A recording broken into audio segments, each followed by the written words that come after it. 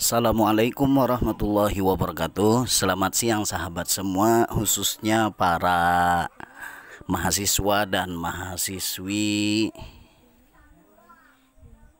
penyimak mata kuliah Ulumul Quran.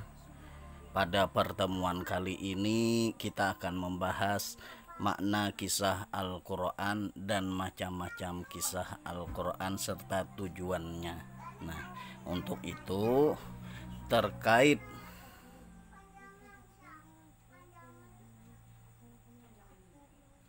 makna kisah Al-Quran dan macam-macam kisah Al-Quran akan disampaikan oleh Muhammad Aulia bersama dengan Fitriah Ilyani dan Halimah.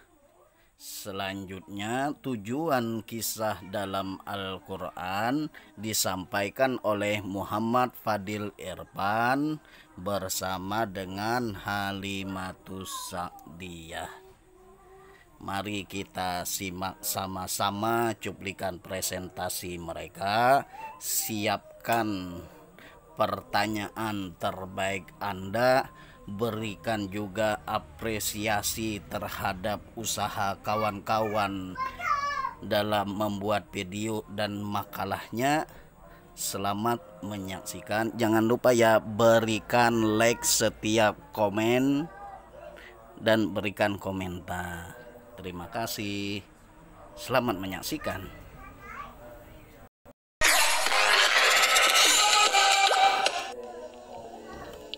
Bismillahirrahmanirrahim. Assalamualaikum warahmatullahi wabarakatuh. Perkenalkan, nama saya Muhammad Aulia. Kali ini saya akan menjelaskan mengenai makna kisah Al-Quran dan macam-macam kisah Al-Quran. Semoga dengan penjelasan saya ini kita akan mengetahui mengenai pengertian makna kisah Al-Quran dan mengetahui macam-macam kisah Al-Quran. Oke, yang pertama kita akan membahas mengenai pengertian kisah. Kisah berasal dari kata al-qasu yang berarti mencari atau mengikuti jejak. Menurut istilah, artinya adalah menceritakan berita tentang kejadian-kejadian yang mempunyai beberapa tahapan, di mana sebagiannya mengikuti yang lain. Qasas Al-Quran adalah pemberitaan Quran tentang hal ehwal umat yang telah lalu, nubuat yang terdahulu, dan peristiwa yang telah terjadi. Quran banyak mengandung keterangan tentang kejadian pada masa lalu, sejarah bangsa-bangsa, keadaan negeri-negeri, dan peninggalan atau jejak satu umat. Secara terminologi, menurut Manal Khalil Al-Qattan mendefinisikan kisah Al-Quran sebagai pemberitaan Al-Quran tentang hal ehwal umat-umat terdahulu dan para nabi, serta peristiwa-peristiwa yang terjadi secara empiris. Ayat yang menjelaskan tentang kisah-kisah inilah yang paling banyak mendominasi ayat Al-Quran dengan menunjukkan keadaan negeri-negeri yang ditempatinya dan peninggalan jejak mereka. Hal ini diungkapkan oleh Al-Quran dengan menggunakan cara dan gaya bahasa yang menarik. Oke, lanjut ke materi inti, yaitu macam-macam kisah Al-Quran. Ditinjau dari segi waktu, ada 3 macam, yaitu 1. Kisah hal-hal gaib pada masa lalu, Al-Qasasul Ghuyub Al-Madiyah, yaitu kisah yang menceritakan kejadian-kejadian gaib yang tidak dapat ditangkap oleh panca indera, terjadinya di masa lampau. Contoh kisah Nabi Nuh, Nabi Musa, dan kisah Maryam. Sebagaimana diterangkan dalam surah Al-Imran ayat 44 yang artinya, yang demikian itu adalah sebagian dari berita-berita gaib yang kami wahyukan kepada kamu, padahal kamu tidak hadir beserta mereka ketika mereka menebarkan anak-anak panah mereka. Siapa di antara mereka yang akan memelihara Maryam, dan kamu tidak hadir di sisi mereka ketika mereka bersengketa. 2. Kisah hal-hal gaib pada masa kini, Al-Qasasul Ghuyub Al-Hadirah, yaitu kisah yang menerangkan hal gaib pada masa sekarang, meski sudah ada sejak dulu dan akan tetap ada sampai masa yang akan datang. Contoh kisah tentang Allah dan segala sifat-sifatnya, para malaikat, jin, syaitan, berita hari kiamat, dan lain-lain. 3. Kisah hal gaib pada masa yang akan datang, Al-Qasasul Ghuyub Al-Mustaqbilah, yaitu kisah-kisah yang menceritakan peristiwa mendatang yang belum terjadi pada waktu turunnya Al-Quran. Kemudian kisah tersebut benar-benar terjadi, seperti jaminan Allah terhadap keselamatan Nabi Muhammad SAW dari penganiayaan orang kafir. Hal ini terdapat dalam surah Al-Maidah ayat 67. Artinya, wahai Rasul, sampaikanlah apa yang telah diturunkan kepadamu dari Tuhanmu. Jika tidak kamu kerjakan, berarti kamu tidak melaksanakan sesuatunya. Allah akan menjaga kamu dari penganiayaan mereka. Selanjutnya yaitu kisah-kisah Al-Quran ditinjau dari segi materi ada 3, yaitu 1. Kisah-kisah para nabi di dahulu. Bagian ini berisikan seruan dan ajakan para nabi kepada kaumnya, mukjizat-mukjizat dari Allah Subhanahu wa Ta'ala yang memperkuat dakwah mereka, sikap orang-orang yang musuhinya, serta tahapan-tahapan dakwah perkembangannya, dan akibat yang menimpa orang beriman dan orang yang mendustakan para nabi. Kisah-kisah para nabi tersebut menjadi informasi yang sangat berguna bagi upaya meyakini para nabi dan Rasulullah. Yang kedua, kisah-kisah yang terjadi pada masa Rasulullah SAW. Contohnya yaitu kisah tentang Ababil, kisah tentang hijrahnya Nabi SAW, kisah tentang perang Badar dan Uhud, kisah tentang perang Hunain dan Tabuk, dan lain sebagainya.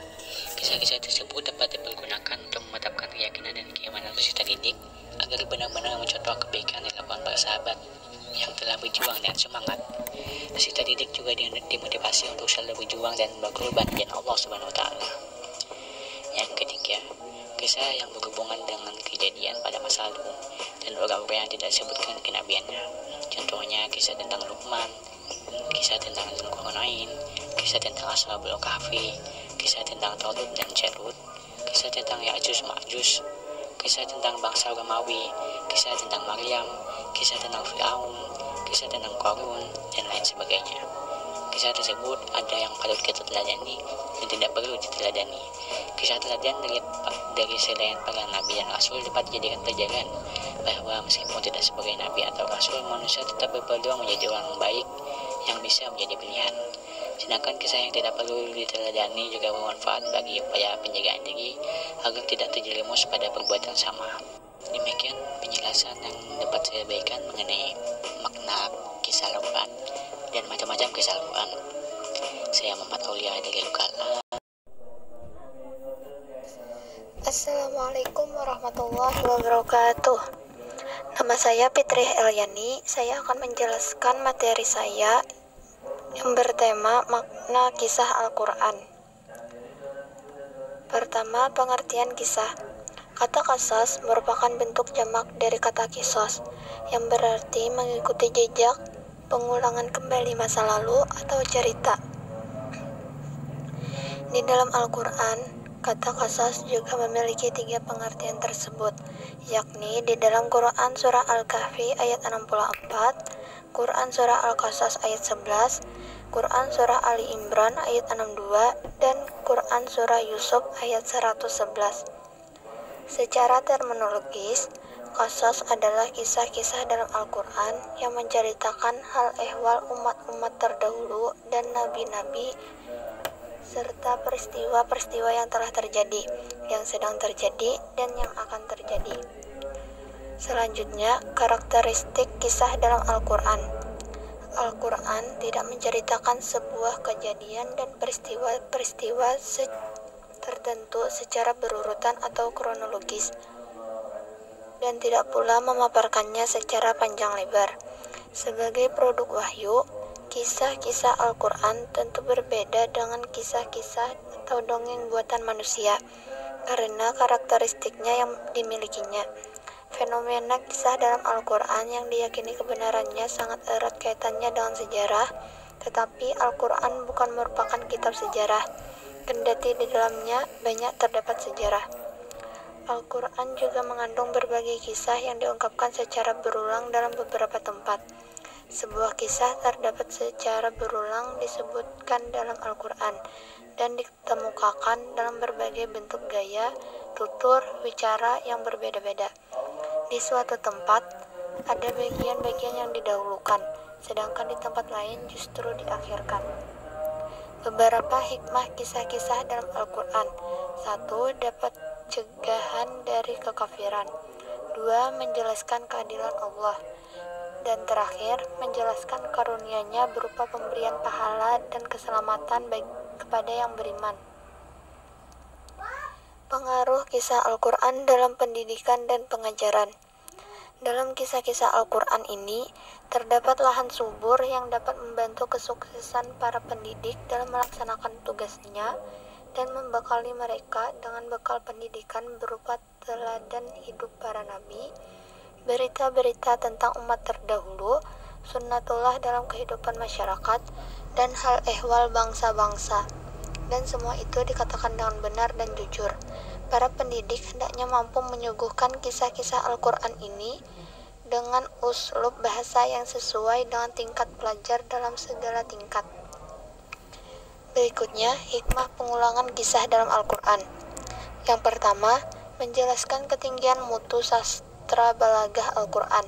Terbukti bisa mengungkapkan kisah sampai beberapa kali, tetapi dalam ungkapan yang berlain sehingga tidak membosankan bahkan mengasyikkan pendengarnya. Kedua, membuktikan ketinggian mukjizat Al-Quran, yakni bisa menjelaskan satu makna dalam berbagai bentuk kalimat yang bermacam-macam.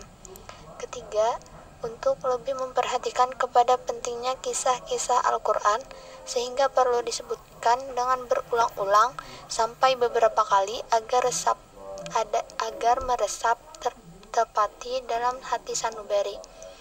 Dan yang keempat, menunjukkan perbedaan tujuan dari tiap-tiap kali pengulangan penyebutan kisah Al-Quran itu, sehingga menunjukkan banyaknya tujuan penyebutan kisah sebanyak penyebutannya. Kesimpulannya, kata qasas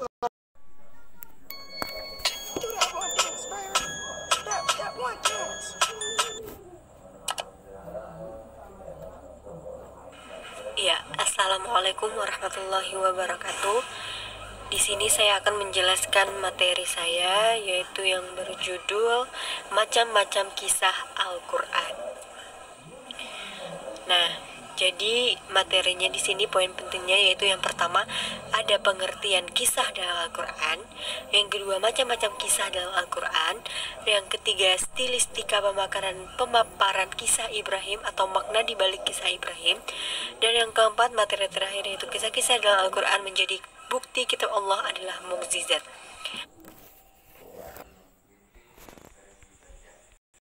Dengan gaya yang mengagumkan. Terus macam-macam kisah dalam Al-Quran. Nah, macam-macam kisah dalam Al-Quran ini terbagi menjadi 3, yaitu yang pertama adalah kisah-kisah para nabi dan rasul, yang kedua adalah kisah-kisah umat yang terdahulu, yang ketiga adalah kisah-kisah yang terjadi pada masa Rasulullah SAW.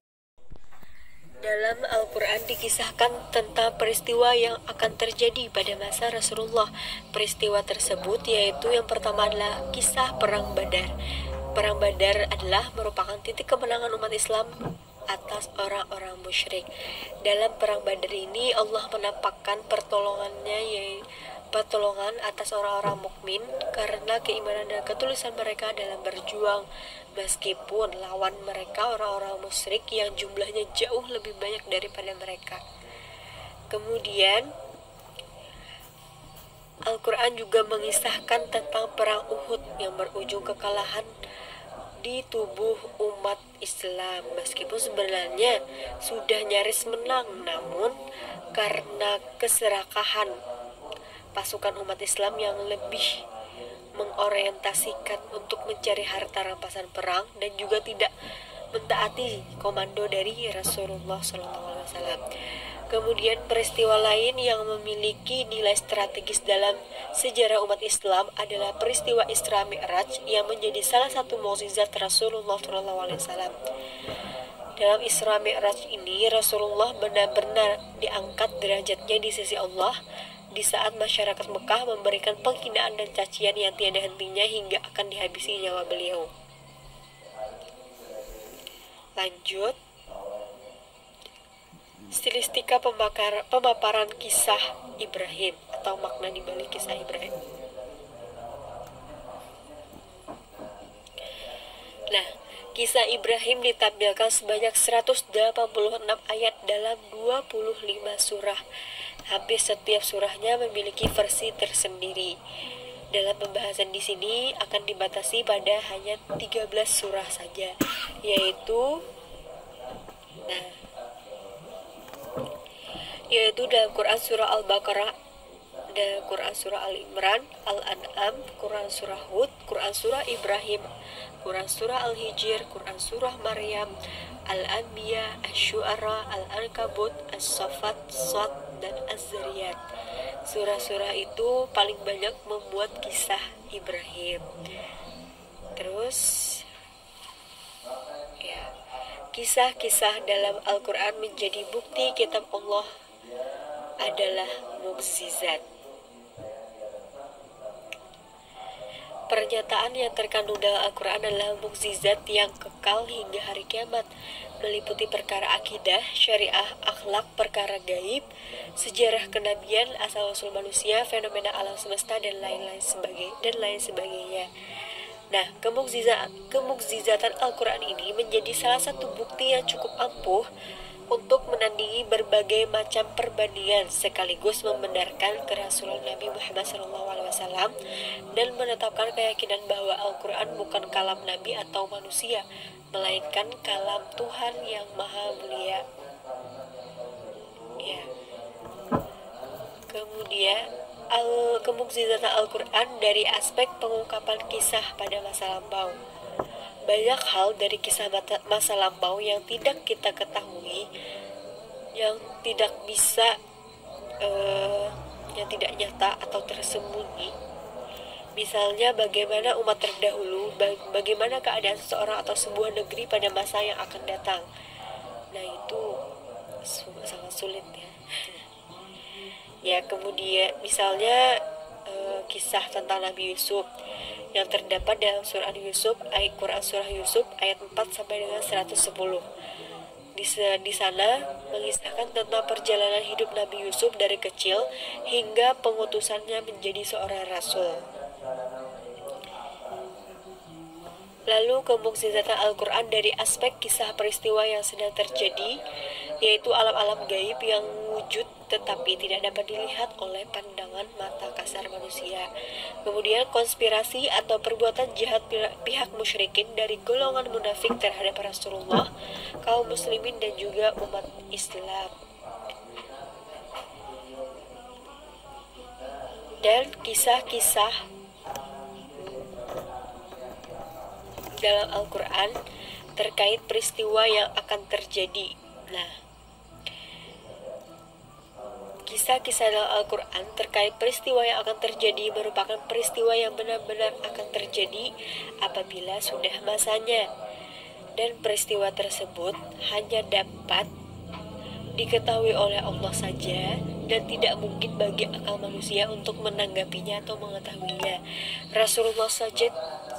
Rasulullah saja pernah menyatakan bahwa beliau tidak mengetahui apapun mengenai perkara-perkara gaib melainkan setelah dikabarkan oleh Allah melalui wahyu yang diturunkan kepada Rasulullah SAW.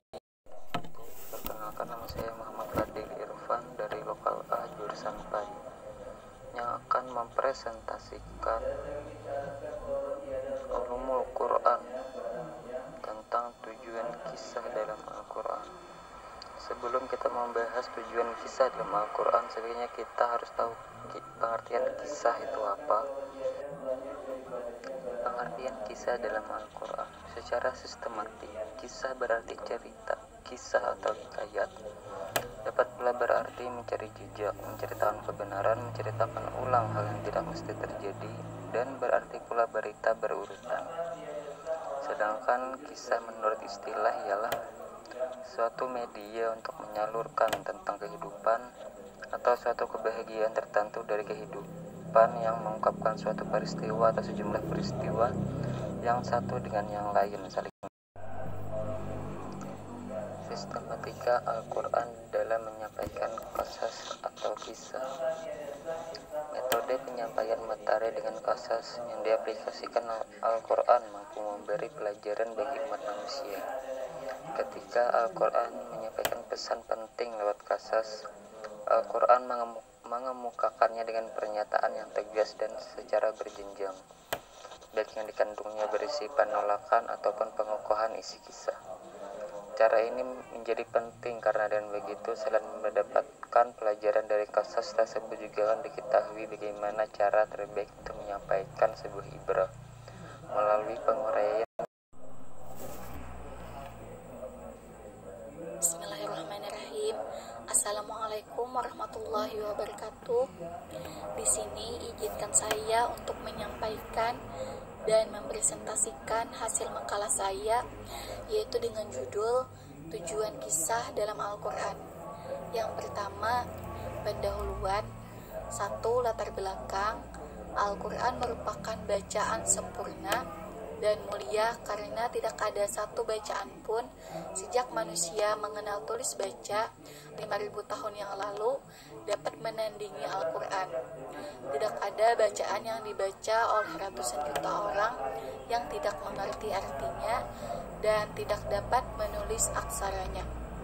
Bahkan dihafal huruf demi huruf oleh anak-anak, remaja, dan dewasa. Tiada bacaan melebihi Al-Quran dalam perhatian yang diperolehnya. Bukan saja sejarahnya secara umum, tetapi ayat demi ayat, baik dari segi waktu dan pada saat turunnya, maupun sampai kepada sebab-sebab serta turunnya. Al-Quran. Demikianlah cuplikan dari presentasi kawan-kawan terkait makna kisah Al-Quran dan macam-macam kisah Al-Quran yang tadi dipresentasikan oleh Muhammad Aulia bersama dengan Petria Elyani dan Halimah ya. Kemudian tujuan kisah Al-Quran juga sudah disampaikan oleh Muhammad Fadil Irfan dan Halimatu Sakdiyah. Selanjutnya mari kita diskusikan dalam kolom komentar di bawah. Beri apresiasi terhadap seluruh komentar. Para presenter diharapkan untuk menanggapi komentar-komentar terhadap presentasi yang kawan-kawan sampaikan. Demikian, mari kita lanjutkan di kolom komentar. Terima kasih. Kita tutup dulu video ini dengan wassalamualaikum warahmatullahi wabarakatuh.